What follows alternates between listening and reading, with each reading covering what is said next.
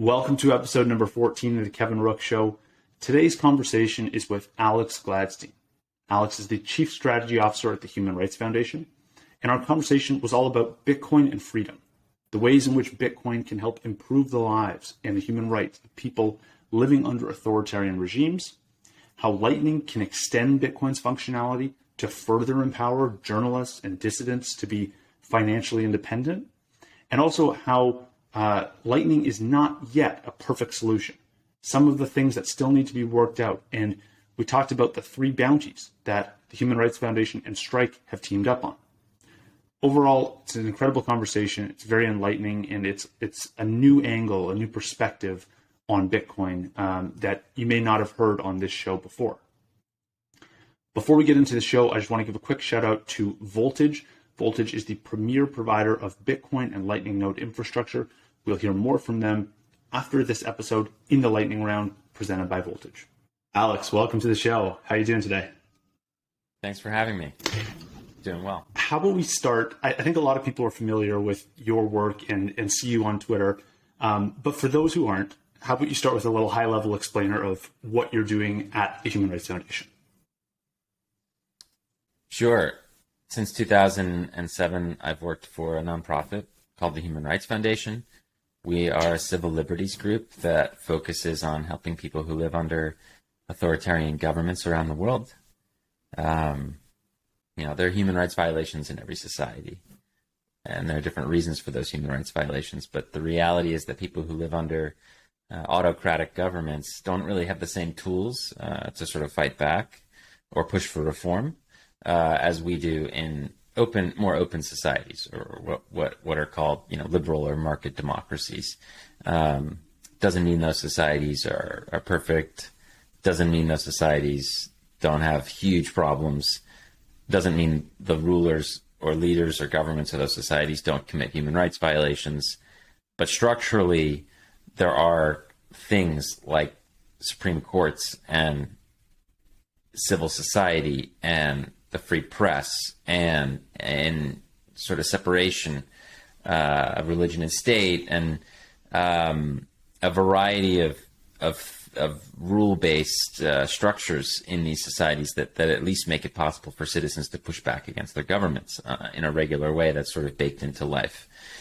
Are people falling asleep and becoming sheep everywhere? Pretty much, and something we all need to fight against. But I think it's very important to understand how politics works is very different in a place like Turkey or Iran than a place like Denmark or California. We can have concerns in all 4 places, but it's extremely different in terms of how can I change my community or society? You can actually roll up your sleeves and do that in Denmark or California. You can build a movement. You do these things. You try to do that in Turkey or in Iran, it's not going to work out so well for you. So I think it's important to recognize that. And at the Human Rights Foundation, that's what we do. We try to help folks who are less politically privileged, less financially privileged, who are in need of support, who don't have the same benefits, that we do, whether it be appearances at conferences, fellowships, grants. Generally speaking, people who live under authoritarian regimes just have fewer of these opportunities. So I've been working with them since 2007, doing a variety of programming. In the last 5 years, we've incorporated Bitcoin into our work in an increasingly significant way, because we think it's a powerful human rights tool, and it's an important part of the human rights story. So that's the background. I want to hear more about the Bitcoin integration. At what point did you decide that it was worth it, and it was an important step to take?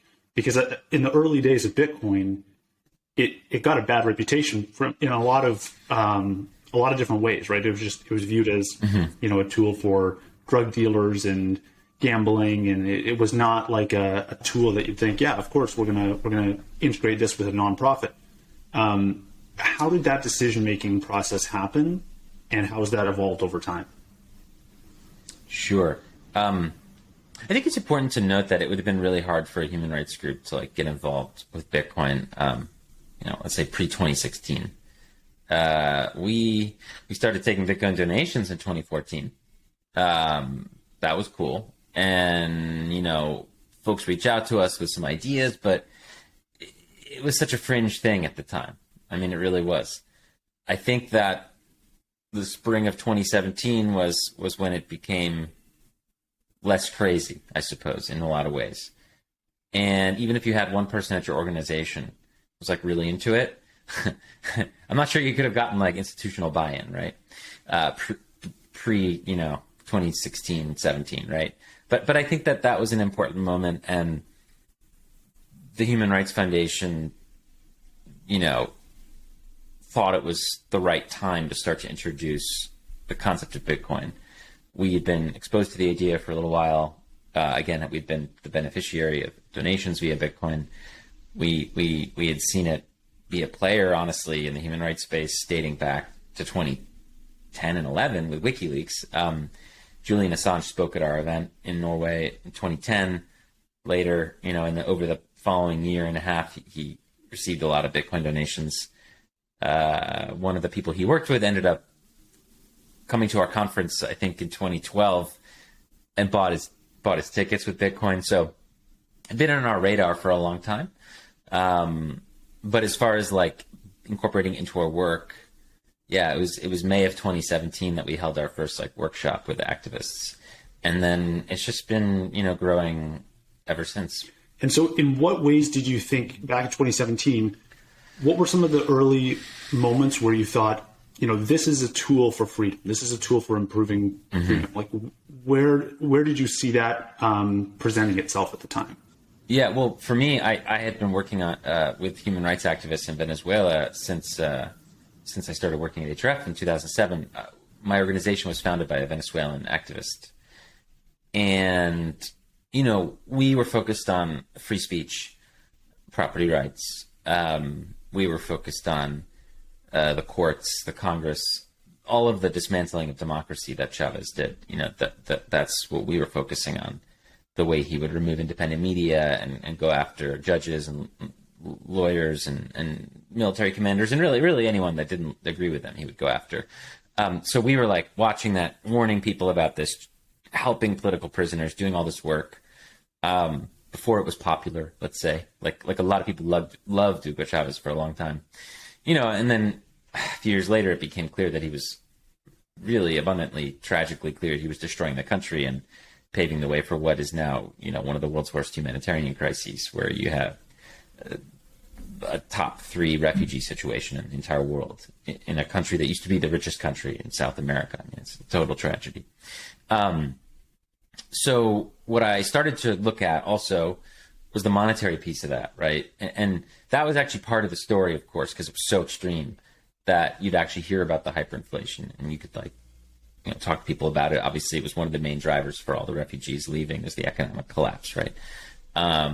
So, my introduction was very much colored by hearing that people were using Bitcoin there, learning more about it. So I met some folks using Bitcoin, learned about how they were doing that, interviewed them. So I think that's the prism that I first started to look at it. And then over time, just realized that Venezuela is an extreme example. It's an important example. There are 26 million people there who are as important as anyone else.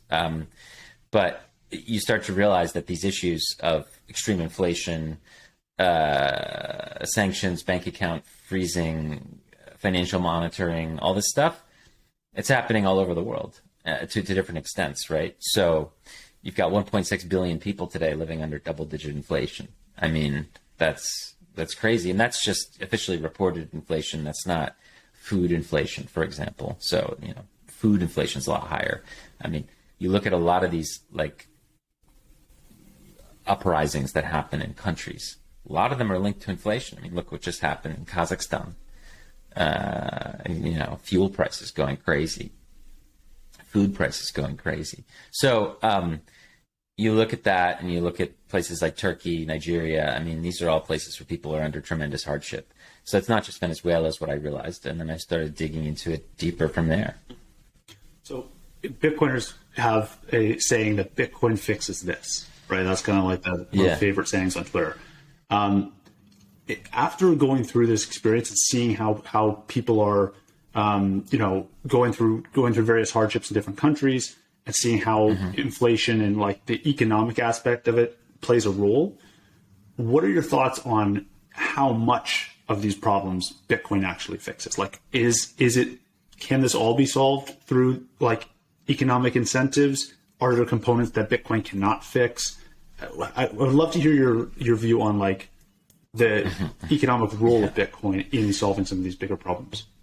Yeah, I mean, the meme is good because it's true in many ways. There are a lot of things Bitcoin does fix, but like there are a lot of things Bitcoin doesn't address. I think that in the near term, we should focus on the things it does fix because they're real and it's of tremendous utility to figure out how to use Bitcoin. And it can really benefit a lot of people, millions, hundreds of millions of people around the world. You've got some really clear and obvious examples. A lot of human rights activists, specifically in the human rights field, have their finances either monitored or frozen or confiscated.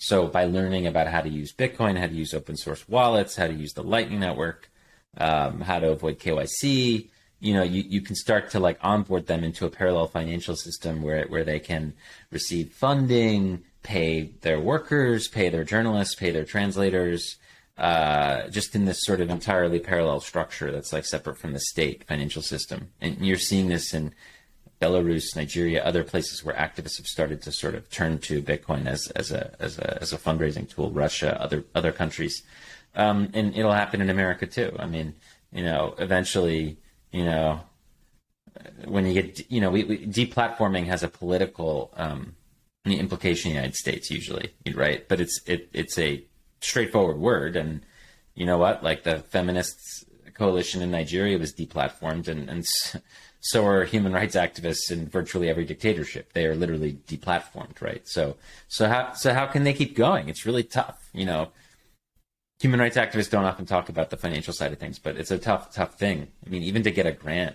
a $10,000 grant through to your country, wherever you are, can take weeks. There's issues. It's just annoying. So to be able to just instantly receive the money and have it in your hands and in your control in a currency that can't be stolen or confiscated or devalued is hugely, hugely important. So I think administratively, just like the financing aspect is huge for activists.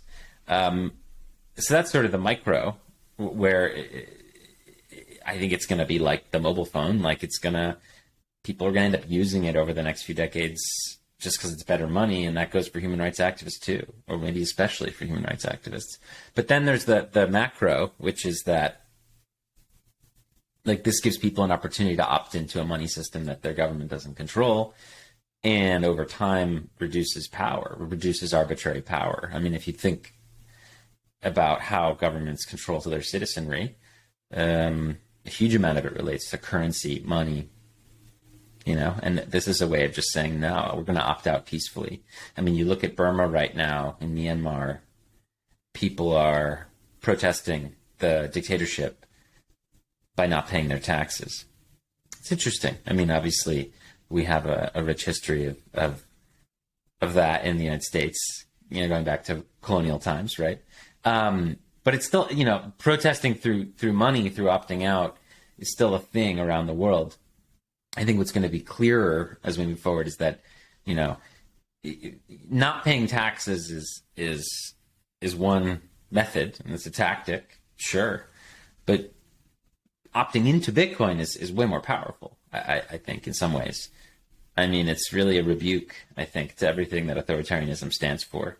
So I think there's a micro impact in the human rights community, and then there's a macro impact. And I think that generally speaking, the human rights community hasn't really realized this yet. It's just, it is what it is. I mean, a lot of people haven't realized it yet, right?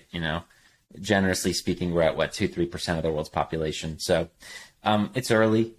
Give it 5 years. But the more people we can introduce to Bitcoin today, the better. I mean, it can just immediately make a difference. Like, someone that I know is from Eritrea. She's this incredibly brave woman who helps people who are trafficked. Basically, Eritrea is similar to North Korea or Cuba in that people try to escape.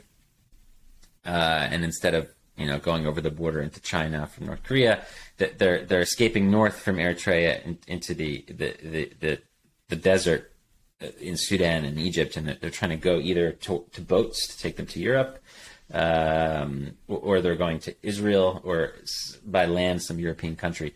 And along the way, a lot of them get kidnapped by these gangs essentially, and the gang tortures the people and figures out who their relatives are in Europe, and then they call the relative and say, hey, I have your niece or your son or whoever here. If you don't pay me X amount, we'll kill your family member. So she works to help rescue people stuck in that. And she has a lot of work and colleagues there in the Horn of Africa, whether it's in Eritrea or Ethiopia. So she participated in some of the workshops we ran recently in the last few years. And now, it was so hard for her to pay she's in Sweden. So it was very difficult for her to pay her colleagues and people who are working with her in the fiat system. It's just hard. But now, she uses, basically, I think she uses Blue Wallet, and it's just it's just extremely easy. So, you could think of it like a very obvious upgrade for many, many people who work internationally, who, don't have the same privileges we do. So, the more we can onboard now, the merrier. I noticed you guys are doing a lot of work in Lightning specifically now. Mm-hmm. Can you speak to some of the things that maybe Lightning enables that Bitcoin doesn't in the context of the work you're doing right now? And how does Lightning serve some of these people in ways that Bitcoin cannot, or on-chain Bitcoin? Yeah, well, look, I think that the on-chain limitations of Bitcoin, which are features, not bugs, right? When you're learning about Bitcoin, they can really be a turnoff initially, and it's constantly you have the mainstream media telling people putting volatility aside, or mining aside, not understanding what that is. But it's just that it's slow and expensive is what they say all the time. And, activists, that's how they're approaching it. They hear things from the media and they'll dismiss Bitcoin because they think it's slow and expensive. So once they understand they can use Bitcoin essentially instantly and cheaply, it's a game changer. So I think cheap instant payments are a huge advantage for onboarding people and teaching them about what Bitcoin can do. Obviously, given the program we announced to Strike last month, we believe Lightning can introduce other benefits beyond just being fast and cheap, namely privacy and possibly the ability to peg your Bitcoin balance to a fiat balance, and also the ability to have this tip jar. Just quickly going through the three of these priorities. Currently, it's still a little tough to receive tips. Again, the waiting for the on-chain. It's fine, but not ideal. And obviously, there's massive privacy issues with just repeating. Doing address reuse, you don't want to encourage that. It's what a lot of the activists are doing. So, up until now, we've been okay, BTC Pay Server is a pretty good solution. You put that on your website. You can be relatively privacy protecting and receive donations. You can receive Bitcoin or Lightning or PayJoin. There's a lot of cool things you can do with BTC Pay. But really what you want is a QR code that you just can print out on your shop or put on your website or pin to your Twitter handle or tattoo on your neck or whatever you want to do. And that is your tip jar. And anyone can tip you without knowing about, ideally without knowing anything about you, without knowing your IP address, without knowing your public key, etc. It's just the beginning of a treasure map that and no one else, can interpret except for you, right? Is the idea of this Bolt 12 QR code kind of implementation. So we think that in addition to making Bitcoin faster and cheaper, it can make it easier for donations. And I think, especially with stuff like Show Me and Mint type frameworks, I think Lightning is going to just add an enormous level of privacy in the near future. Like, as we start building these systems out, we start thinking about them more, way more than it currently does, and has a lot of vulnerabilities today. But I think there's ways to use it where you can achieve fantastic privacy, and then of course this idea of taking advantage of smart contracts to create ways in that second layer to enter into agreements with others, where you're basically hedging in a contract and either taking a dollar, the dollar side, or the short side, or the long side. And I think there's a lot of cool things in here for activists worldwide. So that's why we were happy to, try to do this project with Jack and Rockstar and the team at Strike. Yeah. So the three, just for anyone who doesn't know, the three bounties you guys are offering: one Bitcoin bounty on a tip jar, one Bitcoin on stabilized Lightning, and one Bitcoin on Cash. I noticed stabilized Lightning. That's something that's been, it's getting a lot more traction and talk in the community about how to bring stablecoins to Lightning. I noticed you phrased it specifically stabilized Lightning and not stable coin. Can you speak to the reasoning there? Sure. Yeah, and again, these three bounties were chosen after like years of research that we've done in the field, and this is what activists kind of are requesting, and I think it's what a lot of people are requesting. But easy privacy protecting donations that are easy to share, a way to peg your Bitcoin to dollars without having to go into like a Tether type asset, and more privacy. I mean, these are just needs people have. Great. So you might be a little optimistic or, a little aspirational, but let's work towards those goals. I mean, that's important for the Bitcoin community. With regard to that second bounty, the stabilized Lightning, look, I think that what's very clear and what's really great to see in the Bitcoin community is people changing their minds when they're presented with new information. That would include me.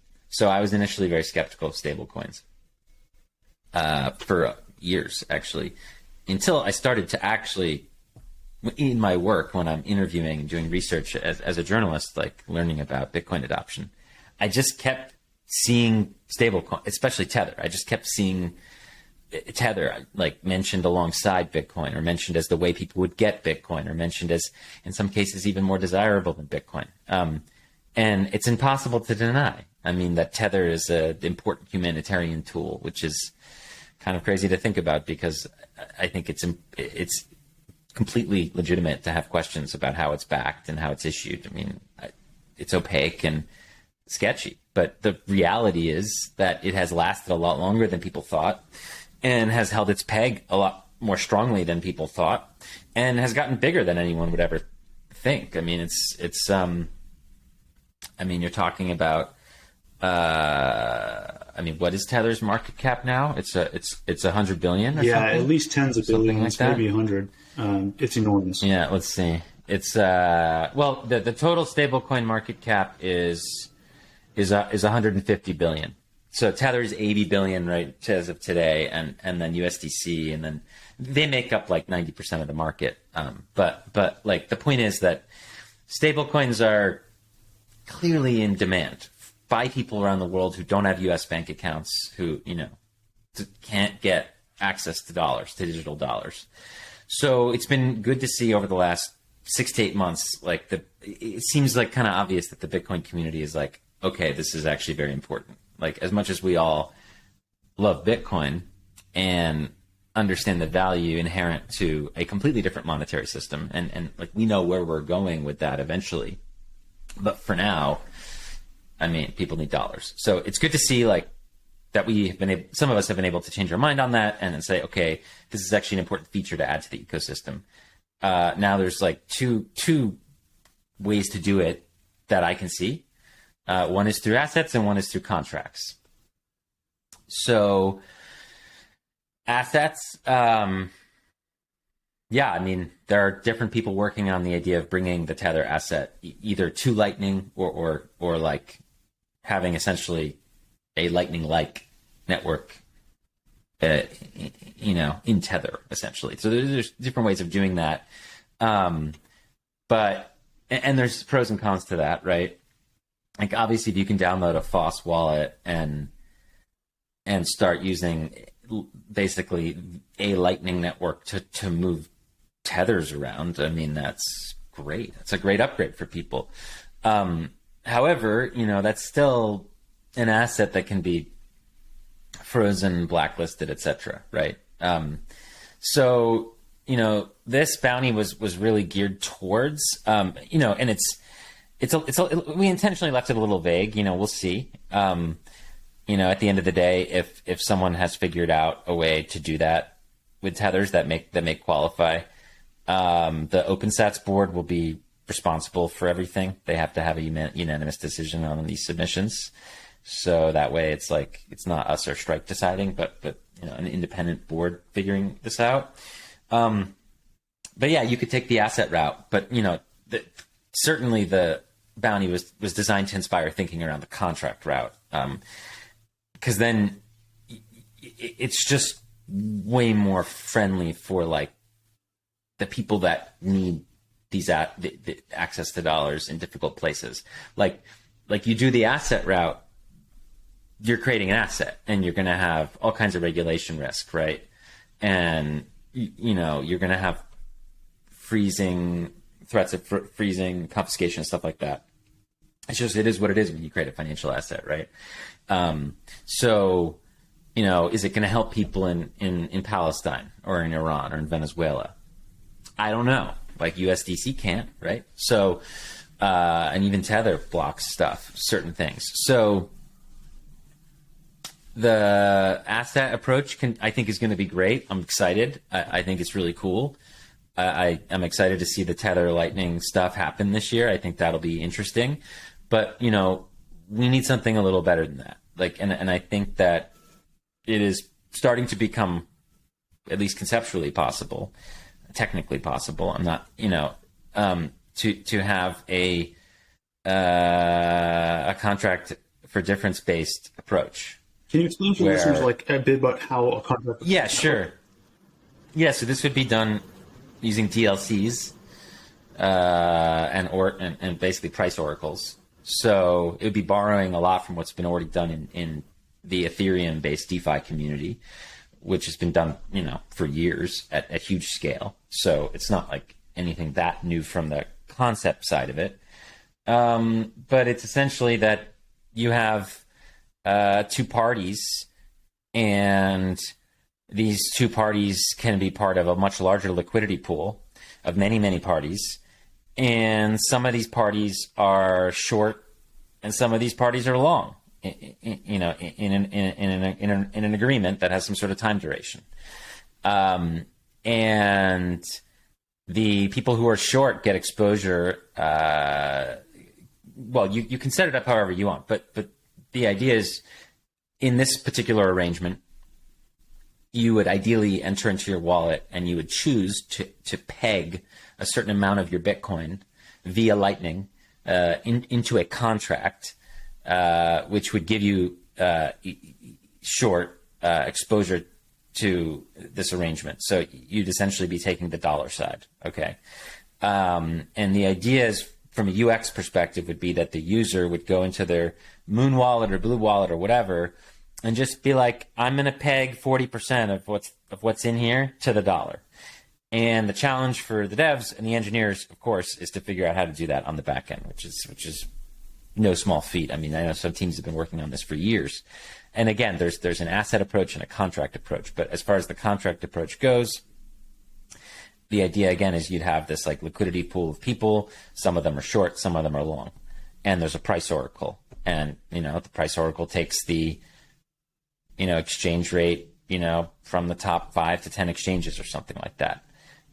There's trust that's involved, certainly, but it can be not a lot of trust, right? You can essentially reduce this if it's engineered properly to trusting the oracle, the price oracle, and that's about it.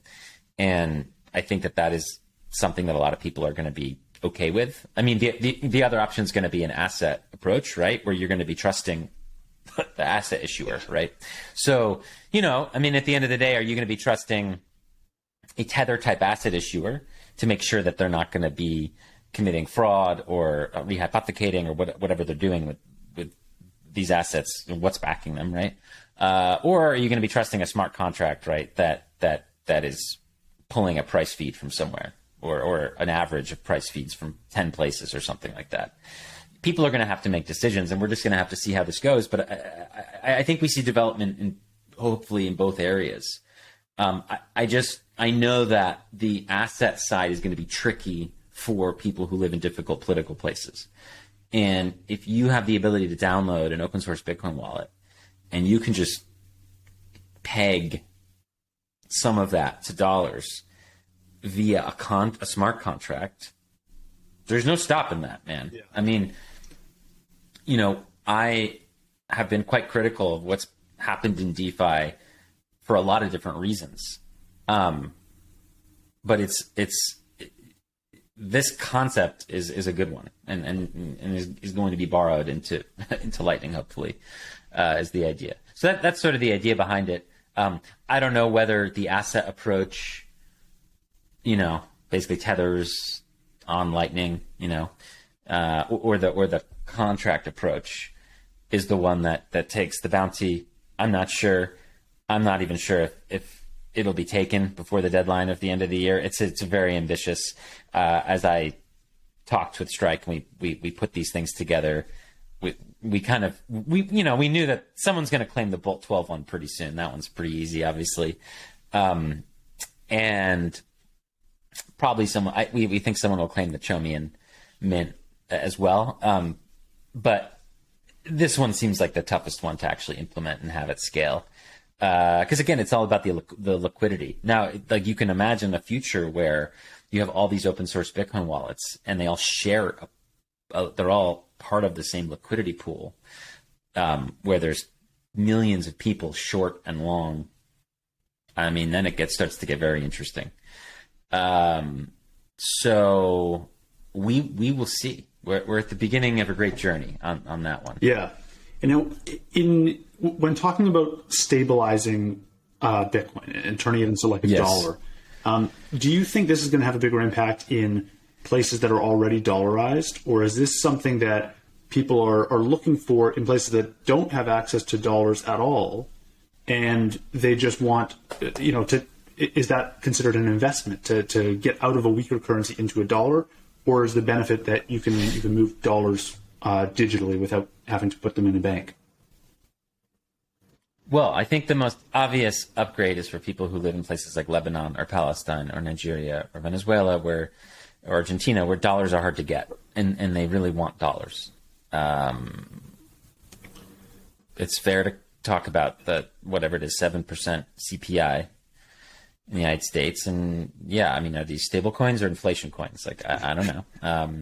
But the reality is there's global, I mean, the dollar is inflating way less rapidly than the Naira or the peso or the lira or, any number of currencies. So there's demand for this. And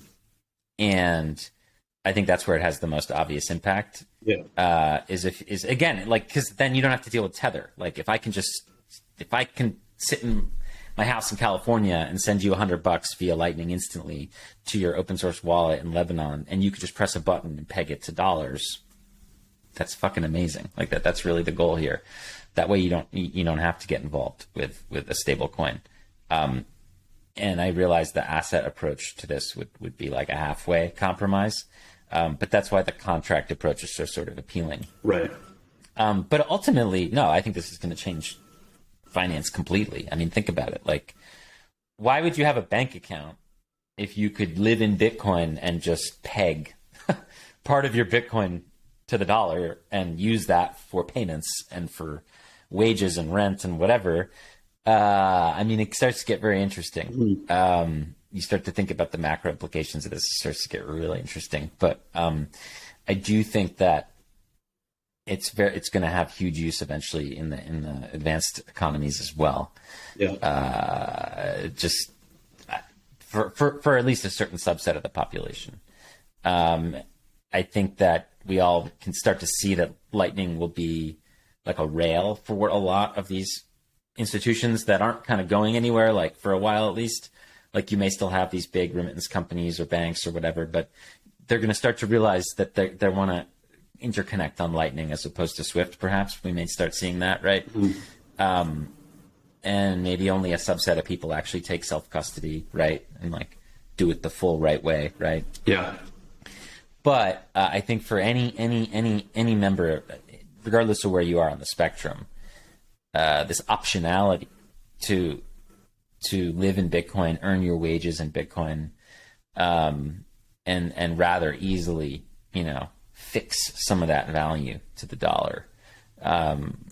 Look, whether it's by literally trading some of it for an asset again, or by pegging it through a contract. Mm-hmm. Both of them are hugely beneficial concepts for I think the Bitcoin community for at least the time being. I agree. One maybe short-term macro implication, maybe not super short-term, but one thing I've been thinking about a lot is like stablecoins are, I think the percentage of stablecoins pegged to dollars, US dollars, is much higher than the proportion of dollars compared to all fiat currencies. Yeah, totally. So if it's like 99% of stablecoins are dollar fixed. Versus, I guess, I don't know what, maybe 40% or something, some much smaller percent of all dollars or all fiat currencies will be denominated in US dollars. Right. Does that further entrench America's financial system if we get to a stage where stablecoins are not $150 billion, but are 1.5 trillion or 15 trillion? Like, does that start to pose a risk, by just kind of pushing everyone into America's financial system, further entrenching some of the fiat system that has kind of caused so much problem? I mean, look, there's a macro short-term view, and then there's the micro short-term view, and then there's like the macro view. So micro short-term, the reality is people just need this right now. Yeah. And take it at face value and deal with it. Like, people want dollars. Okay. Macro, stablecoins are supporting, in my view, supporting the dollar. So they are not our long-term solution. Our long-term solution is to leave the fiat currency behind and to go into the Bitcoin world, right? And maybe stablecoins do actually enhance the dollar's network effect globally. It's very possible. We talk about 99 or whatever % of all the stablecoins being dollar stablecoins, not euro or yen or whatever, yuan. That's huge for the dollar. I mean, this is a massively growing market. The interesting thing is that this is not the first time this has happened, where a dollar market has grown outside of the Federal Reserve's control, at least in the era of central banking, right? Over the since World War I, since the U.S. government centralized the money making in our country and put it kind of under the government's purview, we've seen this before. It's called the euro dollar, and it started in the 50s and grew really quite aggressively in the 70s and 80s, and now is like massive today, and there's more euro dollars than there are dollars. A euro dollar has nothing to do really, especially with Europe. It just means a dollar that's like issued and transacted outside of the U.S. regulated banking system. So it could be issued by a bank in London or in anywhere outside of America. And these are dollar contracts and liabilities that dwarf the number of dollars inside the U.S. banking system. It's poorly understood, but it's something that happened, it's not clear whether the U.S. government was fighting it or it's clear at the beginning they didn't really understand it, and then they were like, oh my God, this is happening. They stopped trying to track it about 15 years ago, like when the U.S. government stopped printing the like what's called M3, which was an attempt to try to include Eurodollar deposits in with all of the other money that the U.S. government makes. So they've kind of given up apparently on even trying to understand or chart it, which is weird. But it's happened before, and the U.S. government kind of was like, all right, fine, we'll deal with it.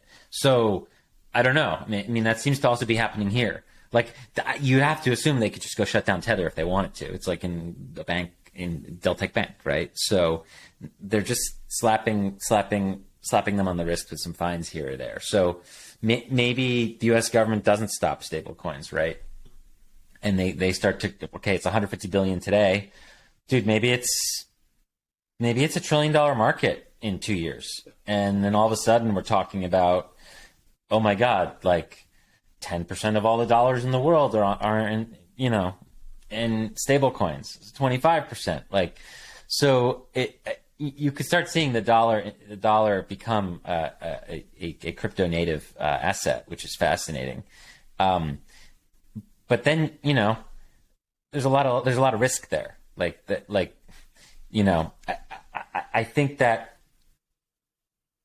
Bitcoin users need dollar exposure for different reasons.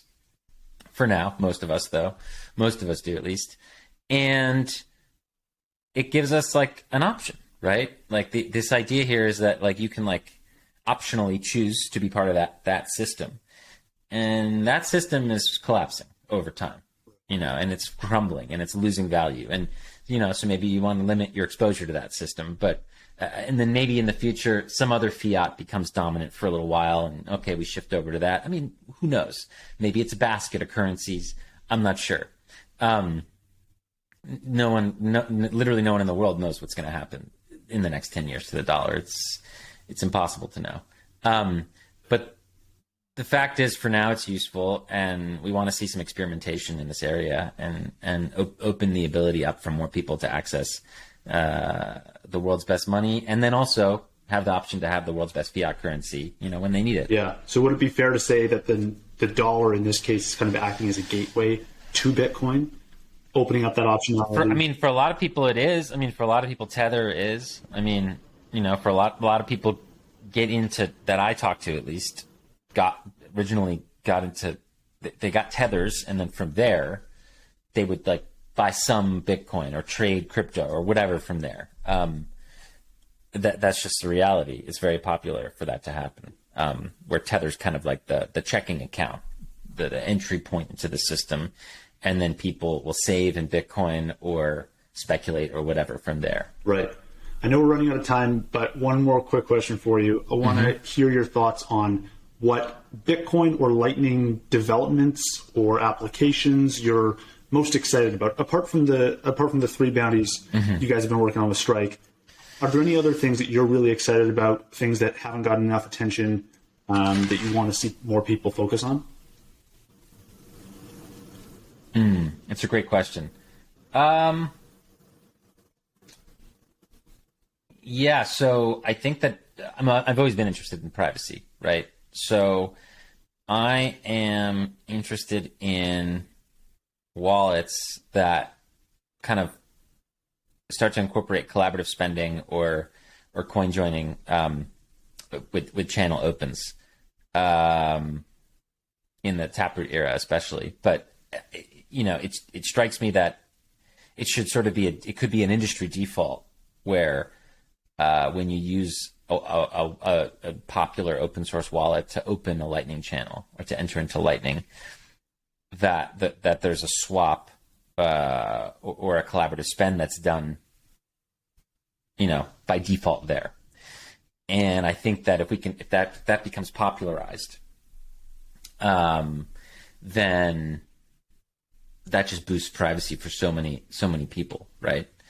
I think that it's debatable as to whether like some of these Lightning privacy benefits will actually reduce completely obfuscate the public key, for transactions. But even if they couldn't, as long as you couldn't connect that public key to a KYC UTXO, like that's an improvement, right? So I guess I'm interested in that. Like, will in the next year or so, will wallets start to just sort of have some sort of a join or a swap when you enter into Lightning? I think that would be a huge benefit to the system. Can we expect to see another bounty for that? We're open to it. I mean, if folks want to fund more bounties through us, we should certainly discuss. But we'll continue to fund projects and devs that we think are doing important work. So you can look out for more updates from us on that in Q2. But I appreciate you having me on, Kevin. Thank you. Just real quick before we go, where can people find out more about you and Human Rights Foundation? Sure. href is href.org. You can go to href.org/devfund to learn more about what we're doing in the Bitcoin space.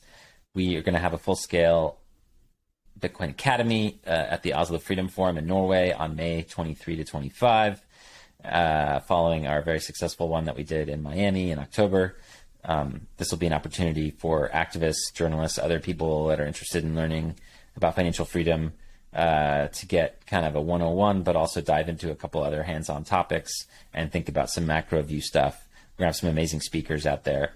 So check that out at oslofreedomforum.com. You can sign up today if you want. And then you can follow me on Twitter at Gladstein, and my DMs are open. So again, thanks for having me on. Awesome. Thanks for taking the time. Sure thing. Welcome to the Lightning Round presented by Voltage. Voltage is the premier provider of Bitcoin and Lightning node infrastructure. Many of the apps and services you already use in the Bitcoin and Lightning ecosystem already use Voltage to scale their business quickly and easily without any maintenance. Voltage also offers an inbound liquidity product called Flow that helps you as a node operator get inbound liquidity quickly and easily. Overall, Voltage is creating the industry standard of non-custodial products, helping brands and startups and entrepreneurs scale. To learn more about Voltage, visit voltage.cloud. All right, now let's get into the lightning round. This was a big week. I think for the first time ever, I've had 7 days in a row now where some listener somewhere on some app has sent in a payment for some episode that they listened to, which is really cool to see. I'm glad this is kind of picking up steam. I believe this is the first time, I've had 7 days in a row of sats streaming into me from listeners on different episodes. There was one message that came in from Bobby. Bobby said, great work in regards to episode 13 with Graham Krizik. Check that one out if you've not seen it already. And then overall, there were 6 supporters. 6 people sent in messages over the last 7 days. Mary Oscar took the crown with 7,029 sats. Nick sent in 594 sats. HK1111 sent in 198 sats. Coob on Fountain sent in 198 sats. Peter sent in 109 sats. And Bobby sent in 21 sats. Thanks for everyone who sent in some sats. Feel free to send in any comments and questions you guys have.